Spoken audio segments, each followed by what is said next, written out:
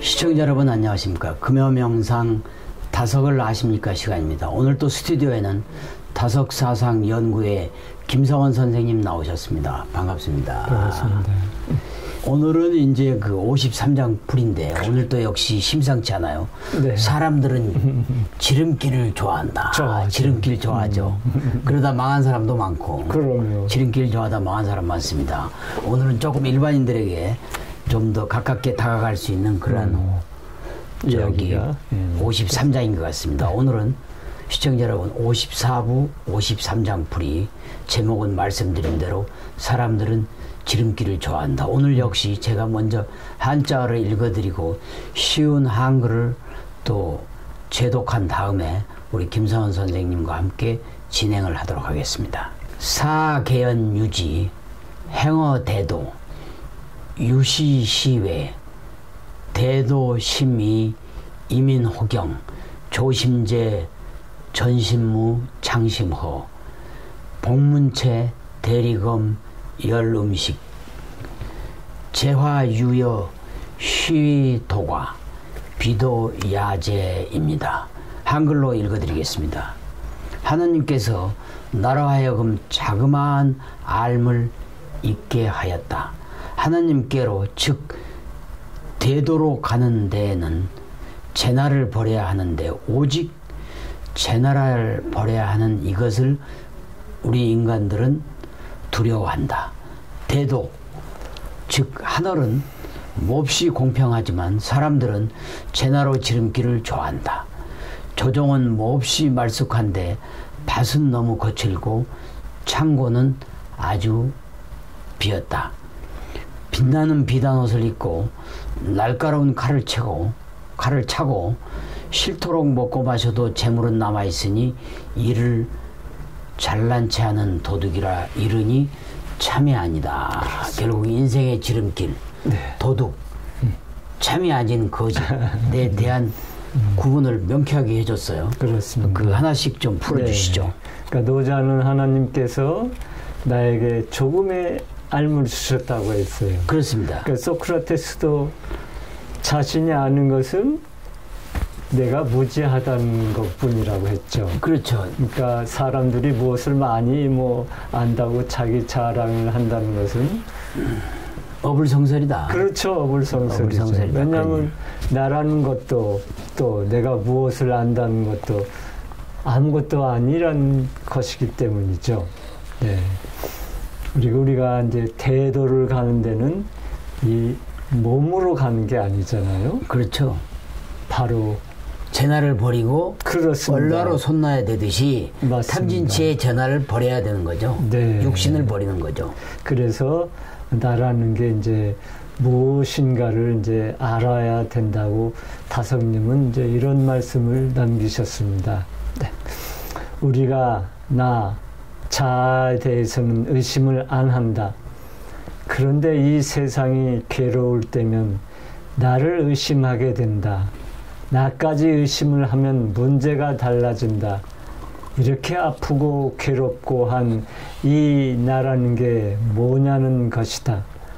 나를 의심하고 부정하게 된다. 나를 없애버리고 싶어진다.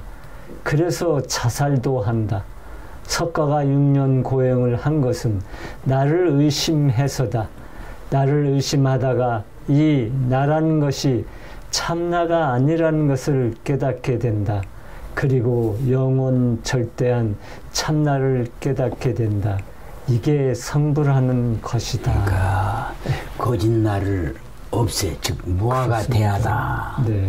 무아가 대하고 그 가짜 나가 아닌 진아 찾아야죠. 참나를 찾아야 된다. 네. 그런 얘기죠. 그렇습니다. 그래서 아까 말씀하신 대로 대도, 대도. 대도라고 하면 우선 말 그대로 대도문문. 그렇죠.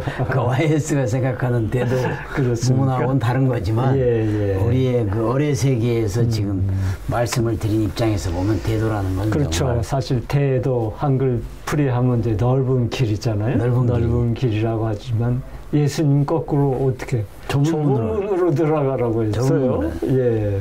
그러니까 예수님은 이제 좁은 문으로 들어가거라. 멸망에 이르는 문은 크고 또 그 길이 넓어서 그리로 가는 사람이 많지만 생명에 이르는 문은 좁고 또 그 길이 험해서 그리로 찾아듣는 사람이 적다. 마태오 7장 13절에서 14절. 여기서 좁은 문이라는 거는 결국은 어뢰 세계를 이야기하는 거죠. 그렇죠. 편하게 사는 육신의 재나처럼 탐진치와 대충대충 살아가는 그런 게 아니고, 문이 아니고, 길이 네. 아니고, 하나님을 향해 가는 어뢰 세계, 성령의 세계, 불성의 세계를 향해 가는 좁은 길, 힘들죠. 그렇죠. 그러니까 우리가 욕망을 버리고 수양을 하고 참선을 하고 성불을 한다는 게 보통 힘든 게 아니죠. 그렇습니다. 예. 그러니까 기독교에서도 뭐 금식 기도를 하는데 그게 일반인들로서는 상상을 할 수가 없는 거예요. 그게 좁은 문이라는 거죠. 네. 네. 그러니까 이제 좁은 길이나 넓은 길이나 여하튼 뭐 우리가 하나님께 가는 길이 바로 영생의 이제 길이라는 것입니다. 맞습니다. 그런데 이제 사람들은 얼라를 버리고 이제 재나를 쫓아 이제 살게 되죠. 이 세상에선 얼라로 사는 사람은 참 어리숙하게 보이고, 그렇죠. 재나로 사는 사람이 바로 지름길로 간, 그렇죠, 가기에 영리해 보입니다. 예. 사실 지름길이라는 것은 남보다 빨리 가고 싶어하는 그렇죠. 욕심이 있을 때 그런 길로 이제 빠지게 되는 것입니다. 네. 그래서 예수님은 세속의 자녀들이 자기네들끼리 거래하는 데는 빛의 자녀들보다 더 얕다. 약을 빠졌다고 말씀하셨어요. 예. 그리고 이제 다성님도 이런 말씀을 이제 남기셨습니다. 이제 군자대로행이 좁은 문으로 들어가는 말에 저촉되지 않는다. 반대가 아니다. 같은 뜻이다. 그런 얘기인가요? 그렇죠. 그런 뜻이. 예. 우리가 군자대로행에서 큰 대도하고 이렇게 이제 생각해도 좋은데 결국은 좁은 문으로 들어가는 말에 저촉되지 않는다라는 거예요. 지름길로 가는 것은 협작꾼이다. 살기는 너른 데서, 서기는 바른 데서, 가기는 환히 넓은 길로, 뜻대로 되면 씨알과 함께 가고, 뜻대로 안 되면 나 혼자서 가련다. 이렇게 맹자의 이 말은 훌륭한 바이블이다. 성경하고 똑같은 그렇죠. 거죠. 그렇죠. 성경 말씀 안 될 게 없다. 성경하고 똑같은 거죠. 그러면 이제 결국은 노자가 말하는 도, 네. 그리고 또 성선설을 말한 맹자가 말한 것들을 다시 한번 유추를 해보면 결국은 군자대로행, 네. 예수님 말씀하신 좁은 문을 가라는 거하고 같다. 예. 같다. 좀 더 구체적으로. 안 되죠. 네.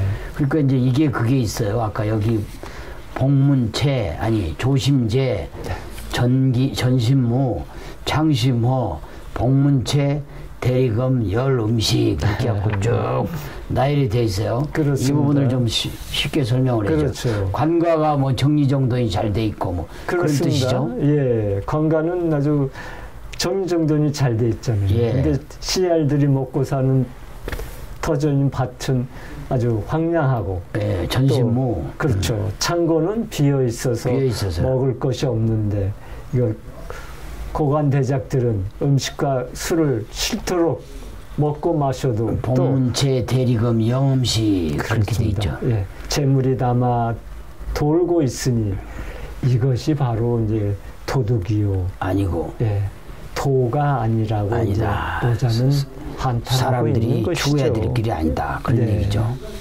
우리 조선 시대에서도 예. 이런 그 직언을 하다가 목숨을 잃는 분이 많았는데 우리 실학자인 성호 이익 선생님이 그 맹자와 같은 용기 있는 말을 했어요. 그렇죠. 그 우선 설명을 성선설을 말한 맹자 이야기를 먼저 하고 그다음에 성호 이익 선생님의 이야기를 그 다음에 붙여 얘기 드리겠습니다. 그러니까 맹자는 이렇게 말했죠. 왕실의 창간에는 기름진 고깃덩어리가 가득하고 마국간에는 살찐 말들이 찼는데 들에는 굶어 죽는 사람의 송장이 굴러다니고 있으니 이것은 짐승을 몰아 사람을 잡아먹게 함과 다름이 없다. 어찌 백성의 어버이 자리에 있다 하겠는가. 그런 까닭에 어진이가 마땅히 높은 자리에 앉아야 하는 것이지 어질지 못한 사람이 높은 벼슬자리에 앉으면 이는 악의 씨를 못사람들에게 퍼뜨리는 셈이 된다. 이렇게 맹자가 얘기했습니다. 맹자가. 그러니까 상당히 이건 목숨을 건 그렇죠. 직원이죠. 예, 근데 아까 말씀드린 대로 실학자, 조선시대 실학자 성호 이익도 거의 비슷한 말을 했어요. 그 맹자와 같은 똑같은 말을 했습니다. 한번 설명을 해 주시죠. 그렇습니다. 임금이 없이도 백성은 그들의 몸을 기를 수 있지만 백성이 없으면 임금도 없다. 이것으로 보면 백성의 은혜가 임금의 그것보다 더 중한 것인데 어찌 억조의 힘으로 임금 한 사람을 기르려고 물자는 항상 모자라고 은혜는 항상 고르게 돌아가지 않게 하는가. 특히 그 성호 이익은 임금 한 사람 밑에 환관이 335명, 궁녀가 684명이나 되어 이들이 받는 녹봉, 그렇죠. 만도 11,430석이나 된다고까지 아주 세세하게 지적을 했어요. 거기다 이제 고관 대작들도 있고, 그렇습니다. 또 이속들도 있으니까 네. 결국은 백성들이 도탄에 빠질 수 없다 이렇게 그렇죠. 이야기를 했어요. 네. 요즘에 이제 대통령제에서도 뭐 이렇게까지는 안 하고 대통령제도 더 간편하게 해야 된다는 말이 나오는데 옛날에 하여간 맹자와 성호 이익 선생님은 제대로 짚은 거죠. 그렇습니다. 예, 제대로 이제 국민 백성들을 씨알들을 온전히 생각한 마음이죠. 특히 그 다석 선생님도 이 부분에 대해서는 아주 단호한 말씀이었어요. 그렇습니다. 그러니까 조선 시대를 망치게 한 근본 사상이 관존민비 사상하고 양반 사상. 그렇죠. 양반 사상을 가장 이제 싫어하셨죠. 다석 선생님은 바로 이 관존민비와 양반 사상을 싫어했기 때문에 직접 구기동에 가서 농사를 지면서 이마에 땀을 흘리면서 이렇게 살아가셨다는 거죠. 그렇습니다. 예. 예, 그렇기 때문에 본인이 그렇게 흘리셨기 때문에 삶의 원칙이 있을 텐데요. 그렇습니다. 그래서 이런 말씀을 이제 하셨죠. 이마에 땀 흘리고 살아야 한다. 이 일이 나 살 것을 돕는다. 자기가 들어앉을 자리를 찾지 못하고 헤매다가 자리를 정하게 되면 그것을 복고라고 한다. 도심이 이롭다는 것을 알고 이마에 땀 흘리며 일하여 생활을 규정 지어주는 것이 되어 복고하니 이 이상 즐거운 호강이 어디 있겠는가. 권력과 금력으로 호강하겠다는 것은 제가 땀 흘릴 것을 남에게 대신 흘리게 해서 호강하겠다는 것이니 그 죄악은 여간한 것이 아니다. 아, 다석 선생님의 그 그렇습니다. 삶의 원칙을 극명하게 드러내는 거예요. 자기 자신 대신 땀을 흘리게 호강한다는 것은 죄악이다. 그렇습니다.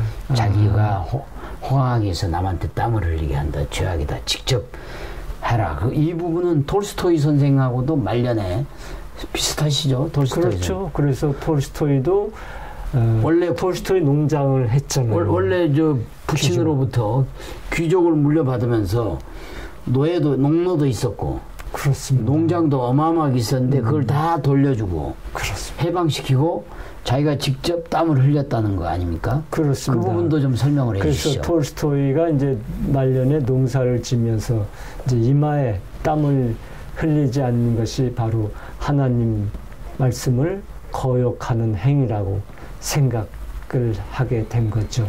우리 동양에서도 그래서 농사는 천하지대본이라고 했죠. 그래서 아까 말씀드리다 말한 것이 이제 다성님이 동경에서 1년 유학하시고 그때 이제 더 공부도 하고 싶으셨지만 가장 큰 이제 고뇌를 하게 됩니다.